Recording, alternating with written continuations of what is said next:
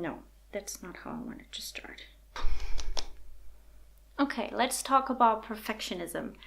I think we all know that perfectionism isn't really a good thing. Because perfectionism, like striving to produce perfect work and to be perfect, is holding us back. And it can actually keep us in a state of procrastination far longer than is good. So I think we're all aware that perfectionism isn't really a good thing. But for me, I have to say that I wasn't really aware of where perfectionism really comes from and why it's actually a really, really bad thing to find yourself in a place of perfectionism. Like, I used to think that perfectionism, while it's bad because it's holding me back, is actually coming from a place of having very high standards and just, allowing your best self to emerge and, producing the best that you can possibly do, and that it's actually coming from, a place of having high standards, which is a good thing. But I was not aware that that's not actually the case. Perfectionism is distinctly different from self-improvement.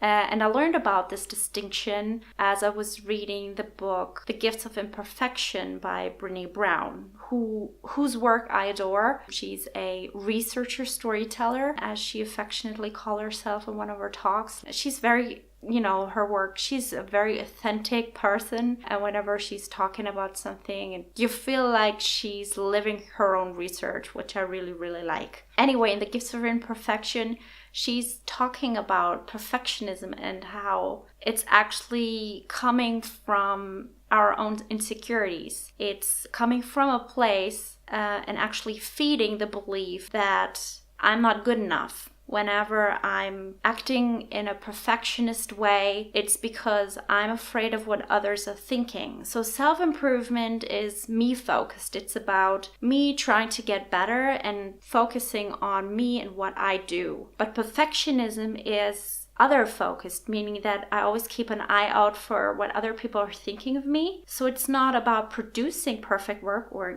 striving for perfect work. It's about appearing perfect to other people. And when we do that, it basically feeds our insecurities and it feeds our belief that we're not good enough. Because really we know that we're not perfect, but we're trying to appear like that to other people. And that's basically simply not good enough for our own self-worth and the way that we view ourselves in the world. Just bad things come from it. Just take my word for it. And what I find really, really careful about being a perfectionist is that if we can't accept ourselves and our own work and our own worth, we're more likely to judge other people, I believe. Because what happens if I don't allow myself to put out the work that I thought, or the work that is good enough but that I'm thinking other people would judge me for, whenever I see other people put out their work that is not perfect, because nothing is, then I'm more willing to judge that person's work just because deep down I'm envious of the fact that they were able to do what I couldn't do, which is basically releasing good enough work. And I think that's the real danger, because we will have these thoughts of, those judging thoughts, thinking, why did they do that? And then basically, we're having these negative thoughts and we must think that everyone else is having these negative thoughts. The reason we're having the negative thoughts is not because we're awful people, but because we denied ourselves to be imperfect. And so it's like a downward spiral. We're not perfect, they're not perfect, I'm judging them, so they must be judging me if I try the same thing. And we're basically painting ourselves into a corner, and there's really no way to escape this pattern if we don't take a step back and actually see it for what it is. So I think that's why perfectionism is so bad. It's not just about holding me back, it's basically altering my thoughts about people around me. And that's very scary to me, because I just want to see the love in the world and I want to see everybody's worth. So whenever I have thoughts of they're not good enough, that's definitely not something that I want to be in. Okay, so what can we do to break free from perfectionist thinking and doing? What can we do to break free of perfectionism?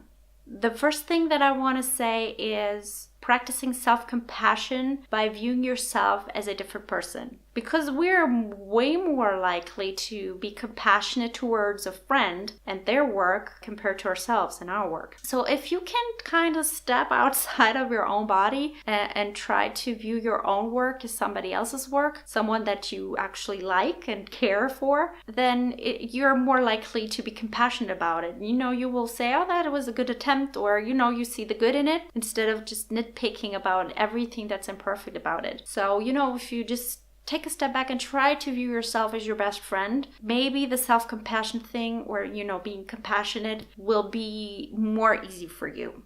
The second tip seems to be something that I like to use for a lot of things in life, and it's fake it till you make it. So if you absolutely can't get yourself to releasing good enough work instead of perfect work, try to view your own stuff as practice pieces. That's actually helped me to produce stuff, not be overly critical about them, and actually kind of surprise myself in the process, because, it was just a practice piece, but it turned out decent. And then I was able to share it. You don't necessarily have to be like, oh, it's just a practice piece, because that's still hiding behind a shield.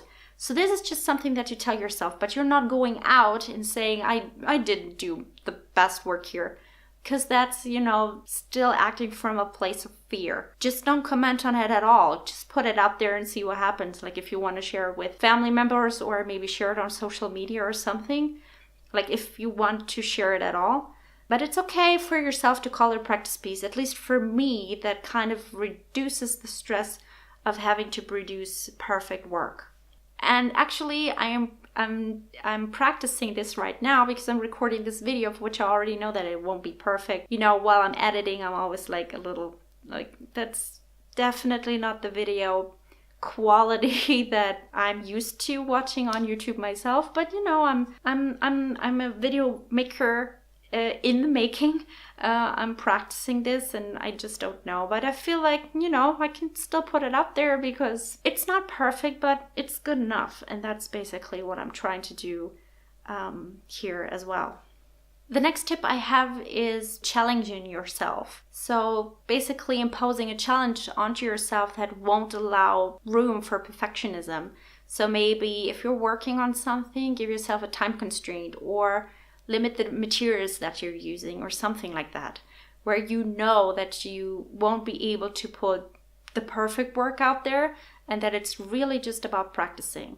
And then also, if you just focus on a specific thing to get better at, like if you just free yourself of really the ability to produce perfect work because you're limiting yourself to in a certain way, maybe that'll help you to start creating and getting rid of the perfectionist mindset for a bit.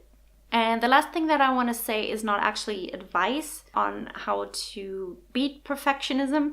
It's just that the more work you produce, the easier it will be for you to release more work.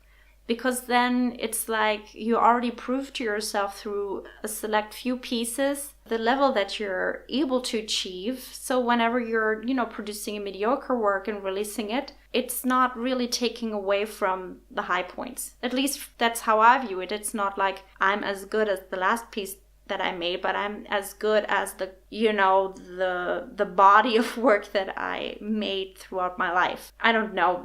Maybe it's a matter of how you view it, but at least for me, I feel like the more I produce, the more likely it is for me to have something in the body of work that I'm actually proud of. And I have to say that the fake it till you make it, I did produce stuff that I just called a study, where I was pleasantly surprised after. Whereas I have produced other things that I really, really like, but because I viewed it as as an art piece, like a finished art piece, I was not able to take it to the next level. So for me, it was, I wanted to do something extra with the piece, but it was already perfect as it was.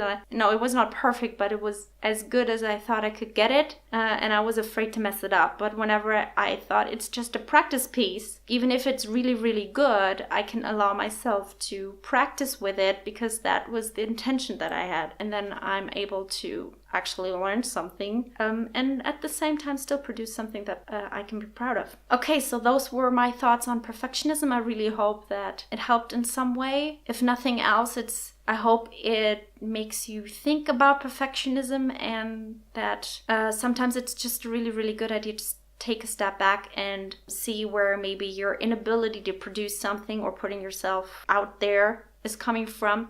If it's about perfectionism, just know that there are ways to get out of it, out of the loop and habit of being a perfectionist. And yeah, I just hope that you got something useful out of it. And that's the imperfect video that I'm going to put on my imperfect YouTube channel.